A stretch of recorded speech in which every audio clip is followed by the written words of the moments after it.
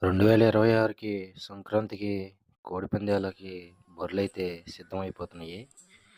చెరుకుపల్లి, రేపల్లి హైవేకి పక్కనే ఈ 25 ఎకరాల వరి మాగాడి చేలలో అయితే బరులైతే సిద్ధం చేసేస్తున్నారు. మొత్తం గూడా ఇందులో 25 ఎకరాల్లో గూడా పూర్తిగా పనులైతే ప్రారంభించేశారండి. దీనికి సంబంధించి పూర్తిగా ఎప్పటికప్పుడు అప్డేట్ అయితే నేను ఇస్తూ ఉంటాను. దీని లొకేషన్ గూడా నేను మొత్తం తెలియజేస్తాను.